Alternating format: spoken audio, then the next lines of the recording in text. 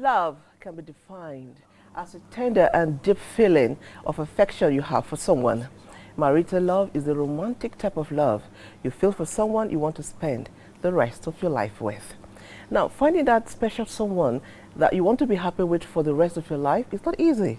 It's not a walk in the park, and that is because compatibility goes beyond a picture-perfect romance. Hey, now, don't get it twisted, don't get me wrong. Love is beautiful. Love is amazing. As a matter of fact, we love love. But is love alone enough? Or does what one brings to the table equally as important? Okay, on this show today, it's all about finding your better half. But I want to ask a question. Why in that search? Would you be using only your head or only your heart? Or will you combine both? Because trust me, depending on what you use, the results are different. Also on this show, we know that when couples are happy, families will be happy. And if families are happy, the society at large will be better for it. And that's why we're shedding the light on the path to finding your forever. Thank God on this show we're not searching. Why? Because we found you. Thank you for always keeping our company on the show. And like I always tell you, we are here only because you're there. And don't forget, we love you so much. So join this conversation. Let's hear your love stories. How did you find him? How did you find her? No, so who should find who? Anyway, how did you find each other? What were the challenges? And what are the challenges and how you're surmounting them? Let's hear your love stories. We would love it so much. It is a favorite weekend show, Weekend Deal, coming to you from the network service of the NTA. My name is Patience Eloy Abba. Thelma! Patience! Where do I take it up from at this time? Okay, let's see.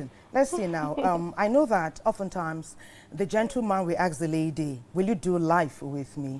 But it's important to know that that is not where the story starts from. The story starts from the courtship, where you whisper sweet nothings to each other. And then the test. The family will say, test him, test her. Why not, after all? You need to know if they will stand the test of time. After the nuptials, that is, every level of the marriage rites comes with its own excitement. The introduction, for example, is where the families meet each other formally. You do know that in the south part of Nigeria, the ladies go to the fattening room, and this is where they learn how to prepare wonderful meals for their husband. They also learn how to make the home and raise their children. The excitement continues. And now it's time for the union. Everyone comes. Right from the doorway, you are greeted with amazing aromas that come from tried and tested recipes. Everyone is excited. Imagine the colors. The groom's family, they have their own. The bride's family too. No darling, they too will raise the pomp. And then we have our destination weddings. Yes. Oftentimes the pomp and pageantry is even more when they are wedding outside the country. Imagine flying your family and your relatives and your friends, perhaps to Dubai or the United States. It has been known to happen. But does that guarantee that the love will last? The delicate tapestry that weaves courtship to nuptials is one that you must handle with care. One wrong pull, and the whole thing can come crashing down. That's why we ask you today to join in this conversation. Is there still true love? What is the role of arranged marriages? And then there's the rise of single parenting. Are we going to just sit down, fold our arms, and watch it all happen? If we say it can be done in a better way, then join our conversation. We need to hear what is happening around you, with you, how it's working for you as well. On Weekend Deal today is the search for a better half. Peperito. Oh, yes. How are you doing it this morning? Oh, my goodness. All Is the red red and tones? hot. Yes, so. And talking about red and being hot, in a few days will be Valentine's Day. Yes, true. And the journey of love continues. Continues, yeah. Weekend Deal. You're watching Weekend Deal.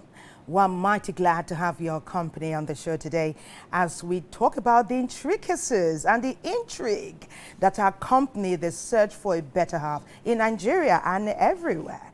Well, Francis has been unrelenting as usual. He tackled this with a marriage counselor, Dayo Benjamin Lani, and she's asking, is modernity and sophistication lending a new flavor to the rites of marriage or preparation for it? Francis, what else did you find?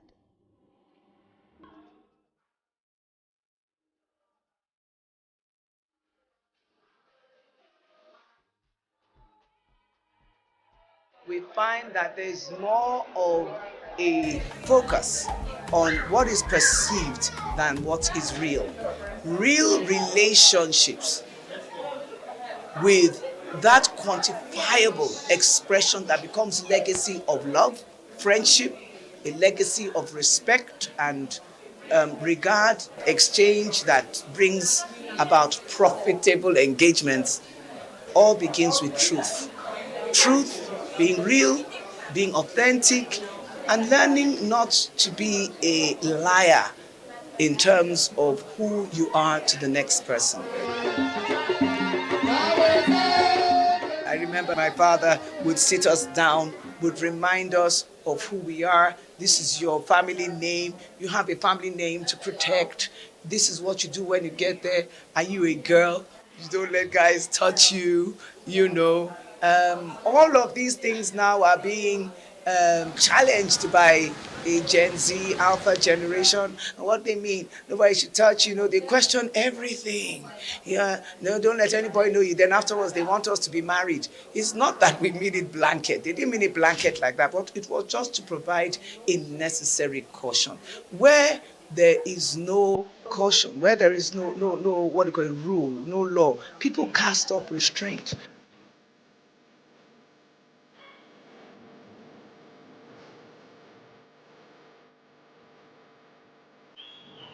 Even if you find yourself online, you have to find some real time to come in for premarital counseling. You must meet parents. You can't meet parents online. You can't. No. These things must. At the end of the day, do you have babies online? Do you understand? Do you have your first kiss, your first embrace online? So that nothing online at the end of the day becomes real. And the thing about a life partner is always a risk. When you get into marriage, you get into the real deal. And that deal demands that you now see who you are married to. So marriage is deep. I tell people better not to marry at all than to marry in the name of fulfilling some online impact. Well, these days, this generation say, let them just marry off. Let them just have the whole thing. It's like a drama. It's a TV show. You have a destination engagement, a destination marriage. There was something we're laughing at. Somebody wanted to propose marriage. Not like this. So go and get the gold drama. The flowers must be arranged going up, and I don't know, and I must pretend like I don't know. I say, oh my God, OMG. I got the ring. Hello. This loving is for life. I'm loving you for life.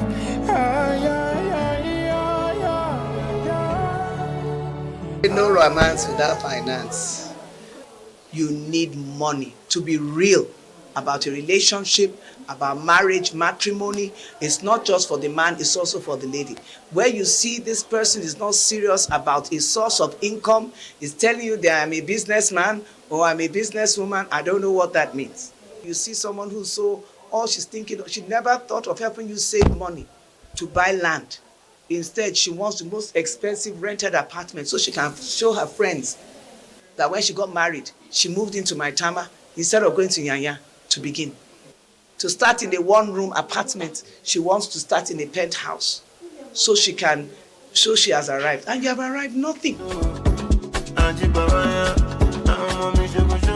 My first birthday in courtship, my husband forgot. Look, this was not funny.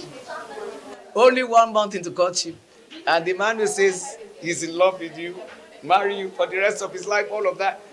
Around 4 p.m. I said, haven't you forgotten something? He said, I said, my birthday. Hey! He said, okay, Dayo, come. Let me pray for you. My first birthday gift was prayer. Prayer from my husband. He said, let me pray for you. Never, he put his hands on me and prayed for me. But honestly, when I was kneeling down there, I'm like, Holy Spirit, please help me understand. Am I really taking this brother on? This is just a setup. Those of you out there, be intentional. First of all, love you. Celebrate you. Don't be miserable. Don't be depressed. Look at yourself and determine that today I'm going to be happy. Don't expose yourself to what will compromise you in the place of your value, your virtue, your own outlook on love. Don't allow yourself to be exploited. Weekend Deal today is captioned, The Search for a Better Half. So much, Francis. I mean, when they talk about love these days and you say, okay, you want somebody to be comfortable, people think that it's no longer love. You're being materialistic. Must love always come with somebody who does not have money? They say, like that woman said, keeping it real. Well, it depends, Sha. But again, we talk about real love. Does real love still exist? Does it still exist? Well, NTA Knowledge, led by Mmembe, will take us on that conversation. Let's watch, and then we'll have our conversation going on, because our guests are here. True love fosters a connection that goes beyond the superficial. It is a bond that often involves understanding each other's core values, beliefs, and life goals. This connection creates a sense of companionship where both partners feel they are on the same team, working towards common dreams. Does true love still exist in our modern world? To me, true love is true love. Whether then, whether now, whether in future, it's still true love. True love is when you love someone unconditionally. You love that person regardless of anything. You love it without anything attached to it. You love it without any flaws. That is true love. It doesn't care about whatever situation you find yourself in. Some will be wondering, doesn't this person is a fool? You know, because it's a picture of whatever situation you are in. Other person that is in love is in it. Doesn't listen to anybody. Doesn't just want to, I have strong bond with this person. What is the concept of true love and its various interpretations then and now? True love, both couples will see themselves as one, not just one, but as a team that will take them to where the future is. And when you talk about the future, you talk about having children, getting married first, having children, getting the children to where you think it should be, and probably grow together. How has societal, cultural, economical, and personal experiences shaped the concept of true love in modern times? A lot of people look at what people will say when they really want to go into love, loving a woman or loving a man. They want somebody that they will love, so that everybody will see and say, oh, this person is so beautiful, this person is so handsome, and stuff like that. So they are not even following their mind anymore, or rather is what the society will say. Sometimes there are some places where you say, okay, given the tradition of our own locality, we see it as an abomination for you to get married from people from this locality. And it's a long age tradition, and they keep to it. So you can find out two couples or people that are really, really in love with themselves. Because of this social cultural diversity, or because of this hegemony, you find that sometimes it's very difficult for them to come together and really have true love. That's one aspect of it. Secondly, you look at the issue of interpersonal, reasons. Some people feel, oh, because I've had problem with this man, my daughter or my son cannot marry, from that home. That's a problem. Problem is sense that you find that if we, both couples, like themselves, because of that hindrance and because of that singular reason, which is very critical among the parents, that relationship might not grow. So it all borders on interpersonal and the reason and the mentality. How have you sustained your love over the years? The most important thing is, one, we love ourselves genuinely. That is number one. The number two, we respect each other. Yeah. That respect. We do. Number three, we dialogue a lot. Communication is very, very important. We communicate a lot. Yeah, we do. We do. There's nothing we don't communicate about. Yeah. And we do self-appraisal of our relationship, of our love. Like we do it like every three months. We just sit down and say, oh baby, this that. We try to evaluate ourselves and say, oh, you're doing great at this time, you're doing not too good at this time, and we try to balance. I remember when I got married to him, I was just a carrier of OND. That is an ordinary diploma. But by his encouragement, he encouraged me to further my education. And by the grace of God, today I'm a chartered accountant. Christ has sustained us, and deliberate attempt to have a good family and a good home. We consciously want it to work, and it has been working by the help of God. The greatest pleasure in life is love. To love well is the task in all meaningful relationships, not just romantic bonds.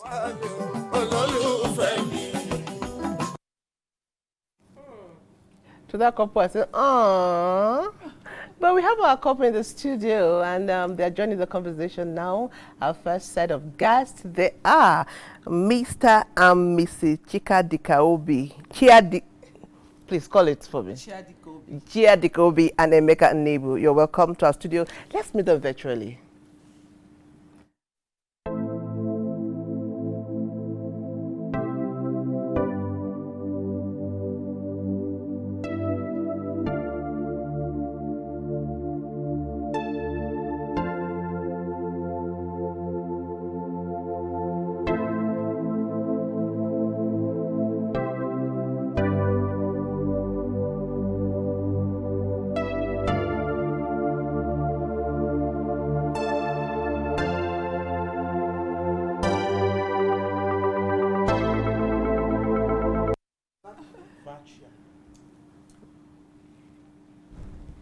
Okay, our first couple, they are here. We have another guest.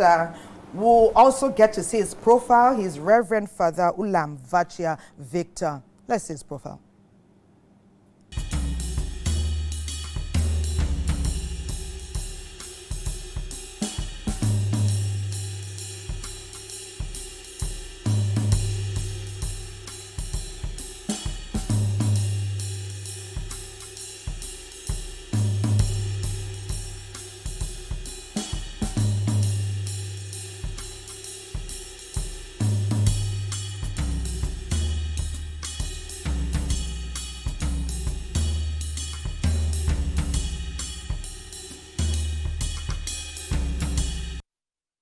No, sir. Okay, Reverend Father Vachia, great to have you on Weekend Deal. And so far, it promises to be quite an engaging discourse.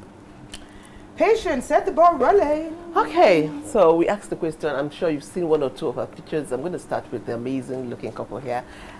We've seen us, and we'll be talking about love. Does true love exist? What was it like for both of you? Tell us a bit of your love story. How did you catch this black beauty? And what endeared her to you? Okay, so good morning. True love, yes, it exists. Okay. Still is, and will continue to exist. Okay. Friendship is the heart of true love. True. You can't really love someone if you're not friends. Okay. And ours started as young people who fell in love at school. We were in the same university. So we just took on each other, and I was at like 3 years ahead of her at school, and I had said to her that I'll go for youth service and I'll come back and marry you. Were you in the same department? No, not at all. Not at all. We're both in different. She was in economics. I was in pure and applied mathematics. But you didn't date in school at all. They dated now. We dated. We dated. Just well, not well. Would you call that date? Yes, we were friends at school. Friends in school. We were friends at school, and I had a few other people around me. Yeah. But then I had put my focus on her, and I said to her, "You're the kind of person I would like to marry when I'm ready for marriage." What was it about her? I want to know. What was it about her? Let's be honest. Okay. She was, of course, still is beautiful, homely, friendly, prayerful, and we could connect. That's it. We could connect. So it was easy to know that I was myself with her.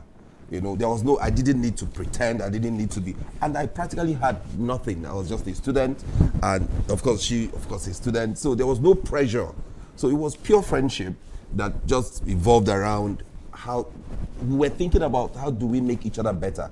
So I knew that in my heart that when I'm ready to settle down, this would be the person. But were you not afraid that he could be broke later? I mean, what did you see in him? Did you think about the money aspect? Before you even go that far, when he told you he was coming back, did you believe and wait? Yes. Were you waiting for him to come?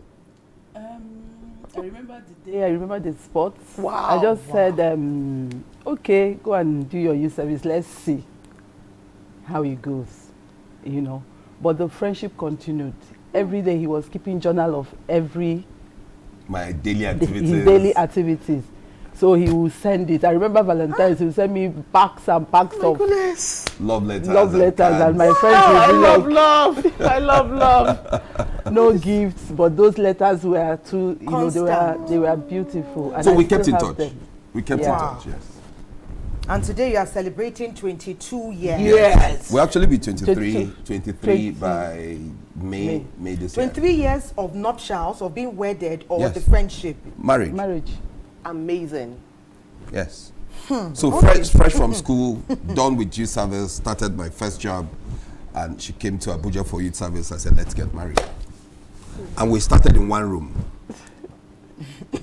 I'm swallowing saliva. It's interesting. Now, the one room 22 years ago was the norm.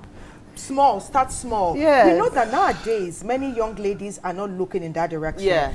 What will interest some of us now is about the social-cultural landscape of your union. But let me bring Reverend Father into our conversation, because there's something here in the dailies that I saw to the Leadership Weekend, and it's talking about how the rising cost of living is impacting unions.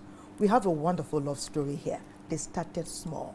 Let us skyrocket or accelerate to today now about unions.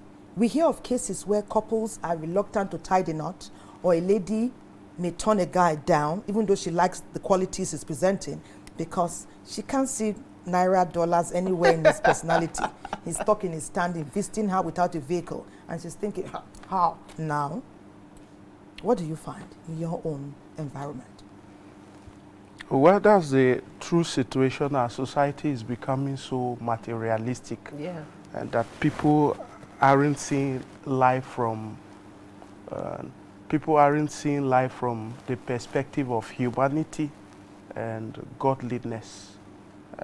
But economic situations are unstable. The one you've seen with a big pocket today would have an empty pocket tomorrow. And then where love isn't, where love is absent, you would even go after the dollars and the big pocket and still be frustrated. Oh, yes. I would always say to young ladies that the way to a man's wallet is through his heart. Oh. Don't go for the wallet, go after the heart. When the heart is opened, the wallet will be affected. Oh my goodness. Nice one. Okay, but again, I want to say something. I mean, we have this increasing number of divorces, whether we like it or not. Do you think the church is handling marital issues the way it is? Or are we're looking at some areas and not looking at some areas? Because you will see couple in church having issues, and I don't know if we're telling our couples the truth in church or in our religious circles. Are we telling them the real truth about love, about sex, about relationship, finance? Are we bringing it out the way it should be? Before Reverend Father answers, okay, yes. Okay. So please hold your thoughts, put them together, wrap them in a very interesting package. Let's make a visit to Yola. We do know that when a couple say they want to get married, when they've agreed, they've told their parents, parents have agreed, the marriage rites will begin. Perhaps introduction. At some point, dowry will come in. We know in some parts of Nigeria, people have to borrow to finalize or fine-tune this dowry payment. It's not just some coins like some cultures. In some place, some big notes and some big boxes and some quality clothing. So I wonder how that happens in different parts of the country. But I know that Yola has prepared this package for us. But it's not peculiar to Adamawa State alone. It's nationwide. Patience, in your own part of town, what is it like? Okay, for Adari, luckily, the Ochidama came out recently, it's about a month ago, and said, and pegged it at 50,000. And said it must not be more than 50,000. But my challenge with that is not even about the dowry. It's about the pen and pageantry that goes into the preparation. When a woman is asking for this or the man wants to do this, it's the money spent. So it's, but technically, it's 50,000 now. Before it used to be like almost 3. They will ask for so much. They can ask for 3 million. So I can't even call some figures. But they have pegged it at 50,000. But I remember a lot of fathers will say, my daughter is too precious to collect money. And so they ask for 3 million actually. Then when you bring the 3 million, they tell you, for being a this, I give you back 1 million. For being a that, but they want you to bring it, then they give everything out and take maybe 10 naira out of it. Wonderful. And so because in our place, we don't give our children for free. My daughter is too precious. She means the world to me. Keep her happy. I'll take 10 naira out of it. That happens in the Idoma culture a whole lot. So that's it. Maybe Father, if we may, you can respond to patients. Before you go there, sorry, before you respond, you know, I was checking the meaning of dowry in the dictionary, and I saw the money a bride pays to the, that's all the definition I was getting. The money the bride pays to the man's family. And I'm like, hello, that's African. I know in India, it's the woman that pays. No, in some parts of Nigeria, actually, there are where it's the woman's family that that render some level of they don't call it dowry payment, but they are the ones that feed the homes. They are the ones that take care of the cost of the marriage, the wedding itself, and all that. But you know, this thing about paying dowry and it's being expensive, it's all a function of the family you're marrying into, irrespective of what the culture or the state dictates. Yes, we have seen cases where the parents look at and say, we know that this couple are starting, we are not in a hurry, we do not want to take so much from you, go start your family, irrespective of what the culture starts. Just take care of my daughter, or just take care of my son. Okay, I'm being asked to make a detour to go to Makurdi, to go to Benue State, perhaps because of the interest that Patience has picked now, talking about what the Ochidoma said recently. In Benue State, we will get to learn about parental pressure. Is it pressure really, or the parents just wanting the best for their children? Please share. Water. Sorry, I'm bringing water now. Marriage is the relationship in which a man and a woman are socially and legally permitted to live together without losing their status in the society. Water and a bag, please. Roll water. In Benue State, North Central Nigeria, particularly amongst the Tiv, Idoma, and Igede people, marriage is not just the union of two individuals, but a bond that extends to their families. Where is the water? Who's bringing the water for us, please? Two people coming together, what comes out of that union? Okay, that's bottled water they pour there. Children that will be brought up by the instructions of two parents. And obviously, when you have two supportive parents bringing up a child, it's likely to be she needs water. Somebody should say disciplined child that will put them warm. If you can get a small warm water, please. For the two of them to become one flesh, you discover that the man has to leave his family, and the man has to cleave to his wife, and both of them will become one flesh. The quest for life partner, a virtuous one at that, can be challenging, more so that Nigerian parents, for whatever reason, mount pressure on their daughters to get married. My mom worried, just as you rightly said. For over 5 years, he kept on telling me, please get married and all of that. To the point that even in my church, the elders of the church, they plagiarize. When I graduated, my dad was like, the next thing now is for you to get married. And me, I wanted to further. So I was just waiting for him to give me the go-ahead to further, because he was the one pay. He would be the one to pay. So, and he was not giving me that chance. He wanted me to get married. Then I was now telling him that I've not gotten anybody. So him now, he said is a standard that I set for myself that is making me not to be married. There are some men out there who they claim to be who they are not. I don't like people like that. I like men who are so social, who are so simple and friendly. Yes. The kind of man I'm looking for: first, God-fearing, supportive, and it should also be social. Should take someone's problem to be your problem, because I'm that kind of person. In Nigeria, many young people are being pressured by their families and friends with question of when they would get married. This questioning has led some people into rushed marriages just to stop the pressure. 1, they don't want unwanted pregnancy. 2, they don't want the children to play truancy. 3, they don't want them to be irresponsible, because marriage makes the man, the woman to become responsible. Parents that put pressure on their children to have life partners are people who are desirous of having a continuity of their generation. A father and a mother would like to replicate that situation in their children. They are desirous of having children that they can call their grandchildren. Somebody that finished from secondary school, as he's returning home, a wife is waiting for him by the parent already to congratulate him. I've made that here. So many accepted. Some say they're not ready yet, say don't worry, he will go to farm. So other people pressure to get a wife to go and be working on their farm. Parental influence in the choice of their children's life partners appears to be a phenomenon in Nigeria, and some have severally arranged marriages for their children. Yes, there have been arranged marriage. It is in the past, but we can't say it's totally eroded. It is still taking place. Especially they can arrange on the market day, depending on the culture. The girl will not return again, only for you to be told, so your girl is with my house, don't worry again.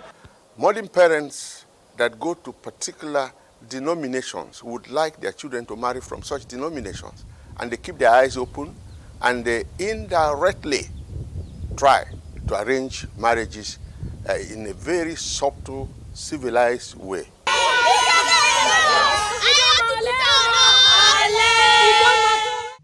Arising from the significance of marriage in the country, it is the belief of stakeholders that parental roles should be limited to advisory, while the youth are given the opportunity to decide when and who to marry.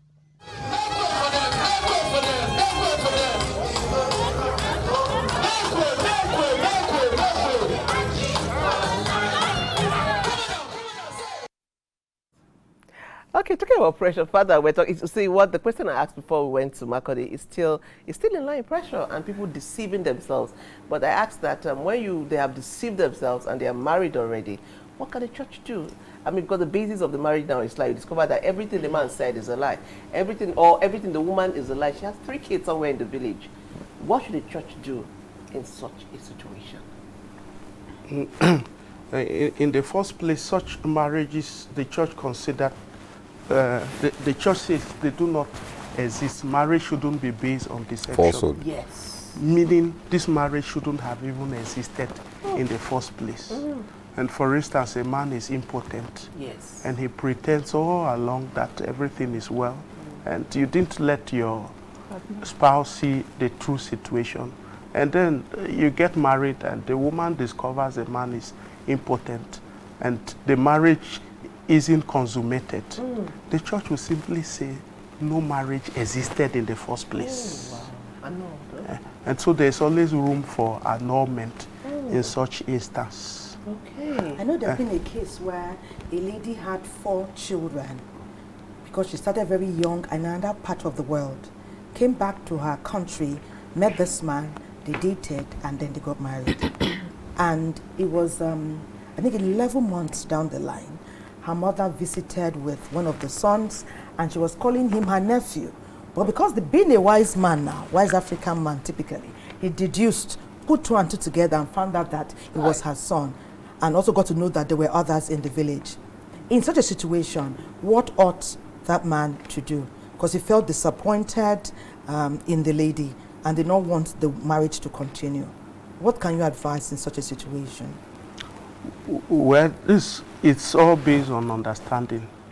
Even in the case of deception, if the other partner would say, okay, I think I can go on with this. You lied to me, but we can pick up from there.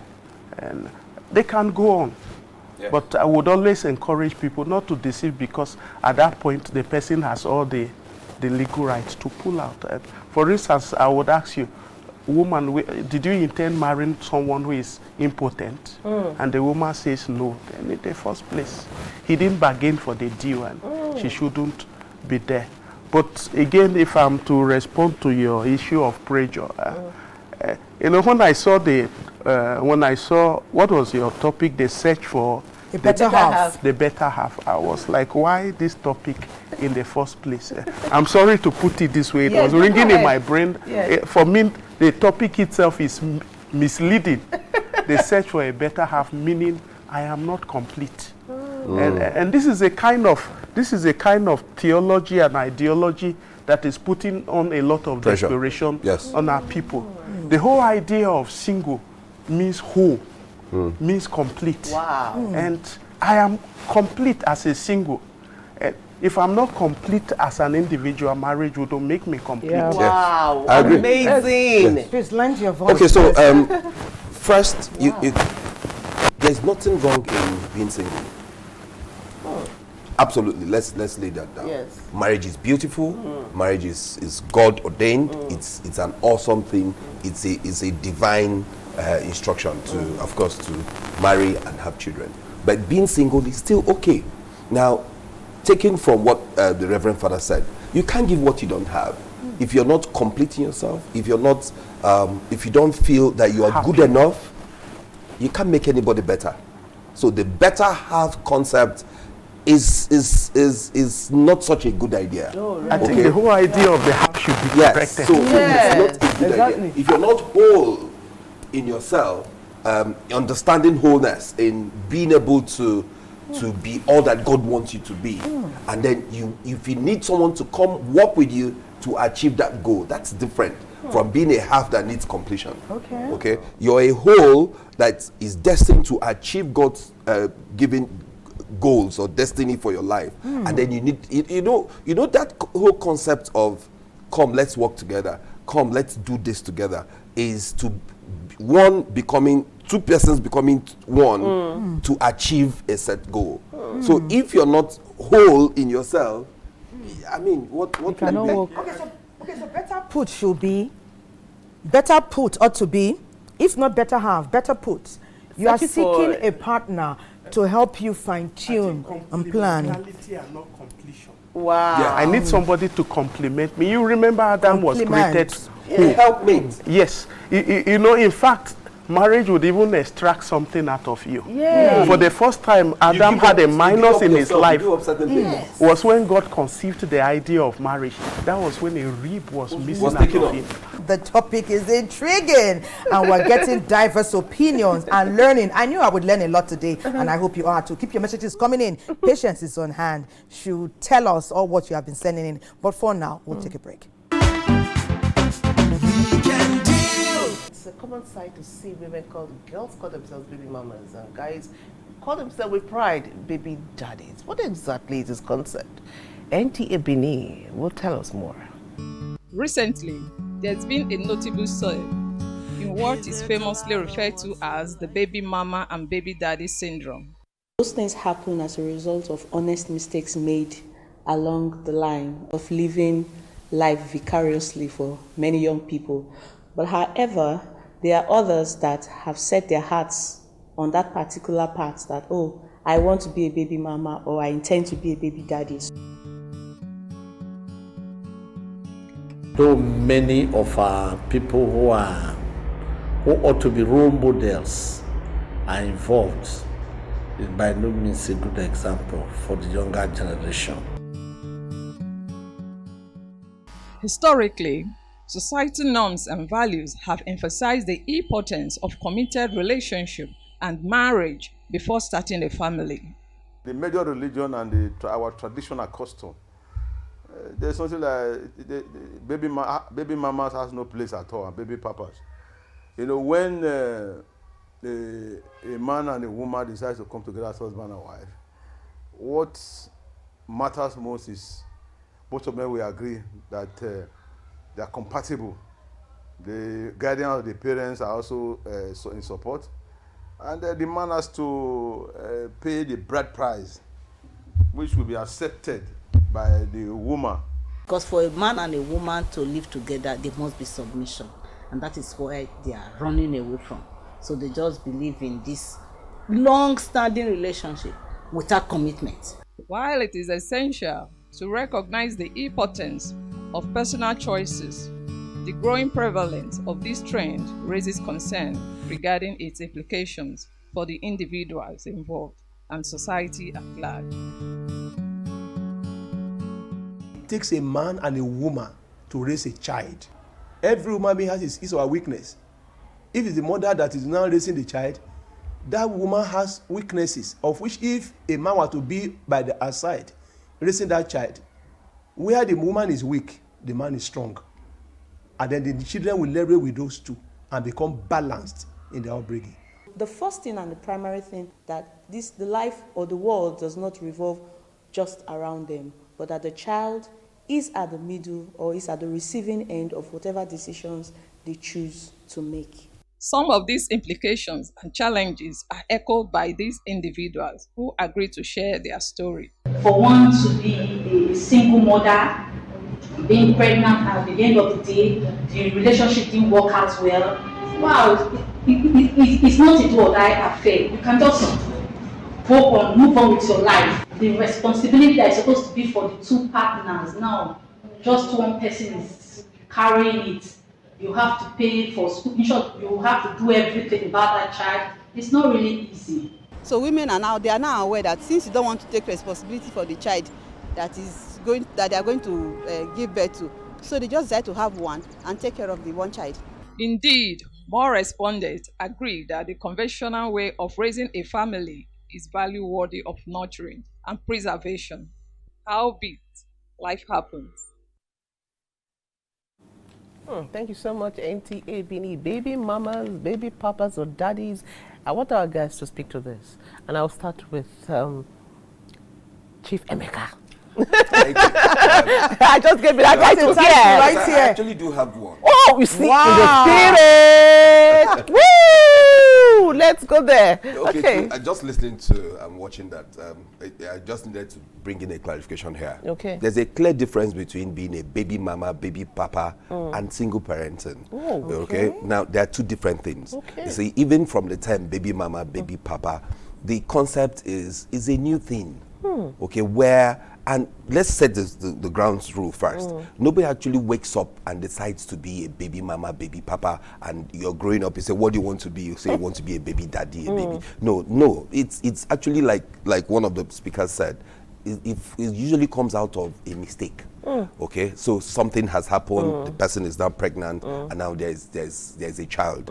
Now, the single parenting can come out of a number of factors. It can even come out from a broken marriage. It can come out from a rape case, or so it's somebody who was raped and has a child is not a baby mama, because that's a wrong connotation for it, because something just happened to her, or someone just did something to her. Yes, something just. So there's a clear difference, and it is becoming.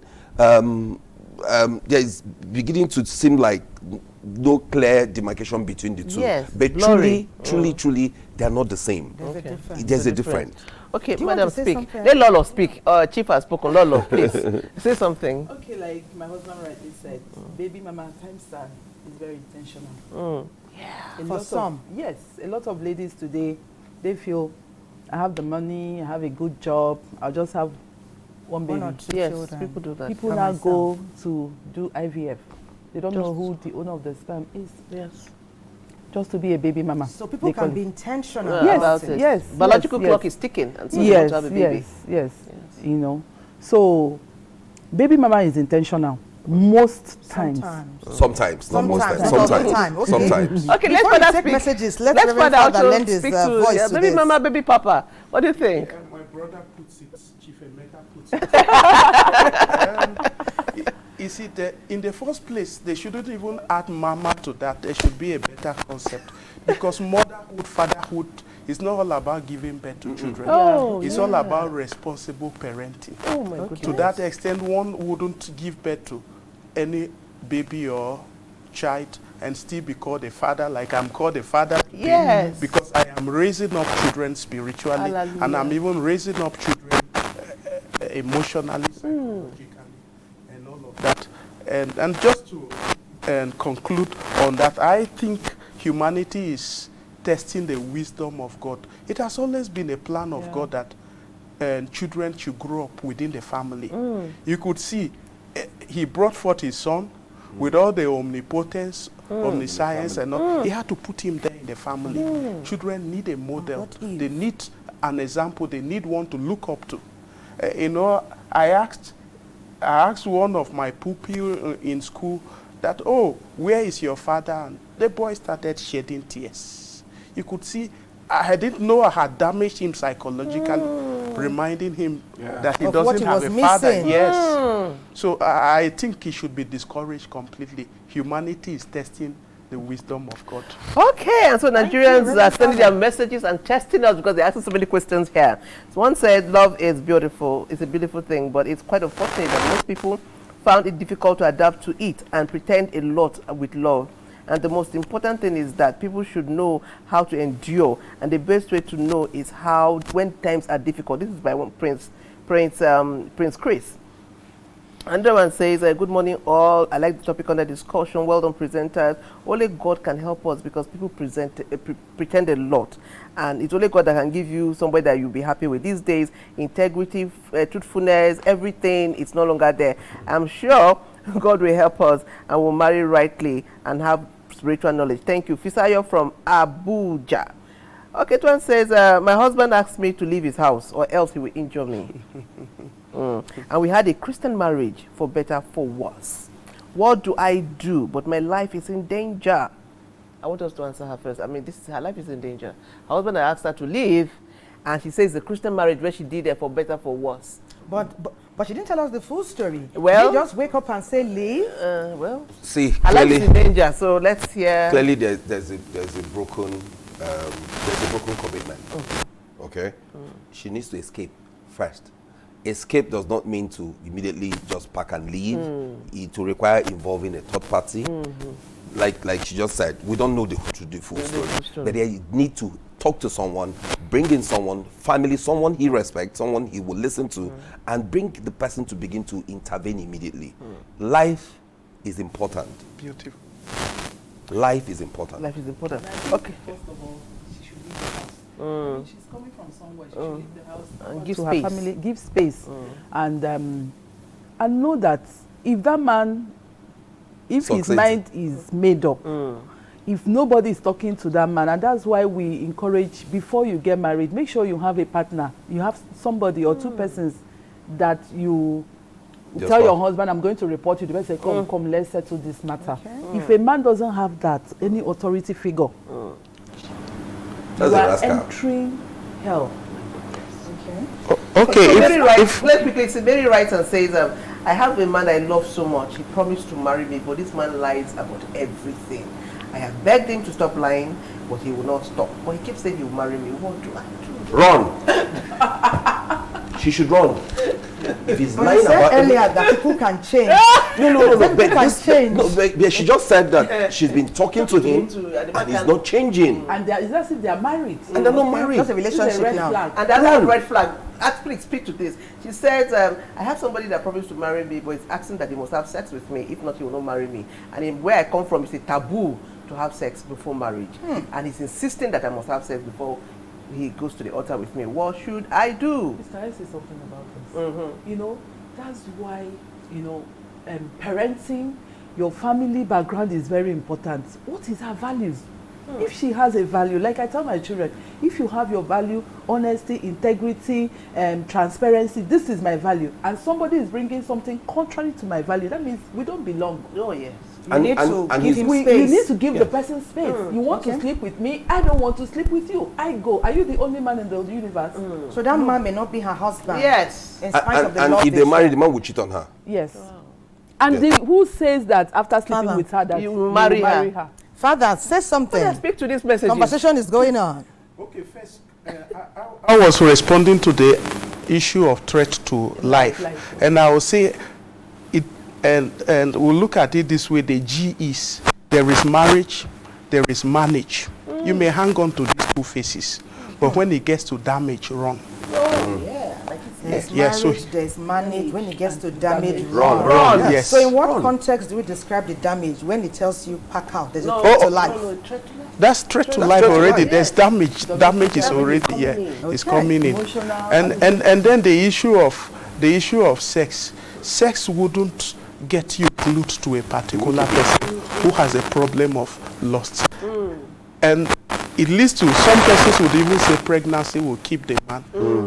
There's a particular artist that has children everywhere. Go and ask the baby mamas. Oh yes. If they are married to the artist. So pregnancy or sex doesn't keep a man. Okay. Interesting. Okay.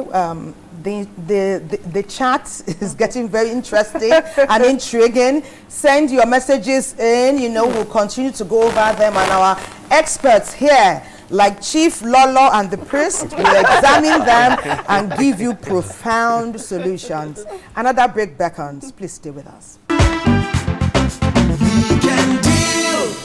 Yes, we'll focus on your health. But just before we do that, I was just asking Chief here a minute ago about challenges that can come up. They've been married 22 years. We want to know what ought a woman to do, what ought the man to do, so that they can stay together. Some little challenges have split couples that hitherto were doing well. Okay, I would say what has sustained us is communication. We'll talk about most things always. We talk before we do anything. We talk about it, and though we've not done this for some time, Wednesday is our date night. Even so, the children know that Wednesday. At times they might think we went out. At times they might just be in the car. We put the AC. Wow. You know, we just talk. We've not done it for some time now because of pressures elsewhere. So busy. You know, and the foundation is part of what is keeping us in the marriage too, because we talked a whole lot how we wanted to treat extended family, how we wanted to treat our siblings, how we wanted to raise the children. We can travel for Africa. He can tell me, babe, pack your load. I say, but we need to do this. Just don't think about it. With or without the kids? No, without the kids. Without the kids. Wow, I love. You see, let me throw this in. Let me throw this in. People need to understand that marriage is work in progress. Yeah. Yes. You work at it. You what you don't feed, what you don't take care of, what you don't manage, what you don't do well in. Like your father said earlier, is what you put in the box. Exactly. That So get out. things like taking each other out, going out. See, the marriage is before the children. So you need to have that life. So you need to live, you need to exist, you need to enjoy the life, and you need to take deliberate steps to improve your marriage. And for the question you asked and what she responded to is that God has helped us to over time to work at improving our marriage. And it includes taking each other out, includes spending quality time together, and basic communication. There's a question I like to ask couples to ask themselves. You know, because you can make mistakes, you're human beings. Find time to always ask each other, what could we have done differently? Oh yeah. So you never quarrel? We do quarrel. So there's always that go back to say, what way could we have made this matter better? Tell me I don't have a message. I have million messages, but unfortunately time will not permit us. But this one touched me. I've been married for 7 years now. The only way my wife expresses her anger is by raining curses in the house. Now I have lost my job. She told me she is a widow now because she is wishing me dead. She frustrates me every day.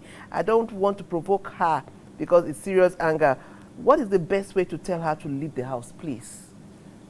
Is that the solution, Chief? Well, definitely not. She needs help. And if he loves her well enough, he should get help for her. Speak to someone that will come in and get a therapist. Talk to a priest, talk to a reverend father, talk to a pastor, talk to someone that you both respect to come in and talk to both of them. Okay, Father, what will you say to her? You are not in hell. Marriage was designed to be next to God in paradise. But how you handle it determines how marriage handles you. It is like a sword. It is like a knife with two sides. And where you handle it determines your experience of marriage. Okay, some sports gist now. The Super Eagles are locking hands tomorrow in the finals of AFCON. They have come this far. Formidable people. Can you willy-nilly predict what may happen tomorrow with Ivory Coast? I'm not sure of the scores, but I'm sure they are coming back with the cup. Hey! All right. Chief. Okay, so I just know that Nigeria will be playing against the CAF, will be playing against the fans, will be playing against 11 footballers in the field, but I know that we're going to come out victorious. Reverend Father. Nigeria will bounce back again. It's been a while. Imagine they told us that the Cameroonians will best us because they've got the cup 5 times victory. See where we are today. Yes. Oh, yeah. Super Eagles. Oh, yeah. This is also, we represent Nigeria here today. We're telling you it is possible. Bring the cup home. Yes. Give that match your very best. 200 million people are behind you. Yes, and please, for Nigerians, let's check our health. It's not a do or die affair. Watch it with your hearts down. I mean, God is in control. We don't want to lose any other person in this match. May God Almighty rest the souls of those that have left. But we are coming out victorious together. Not missing, not broken. Thank you very much. God bless Nigeria. We hold our hands to say bye-bye. Hold our hands. There's unity in diversity. God bless Nigeria. Bye-bye. God bless Nigeria. Goodbye.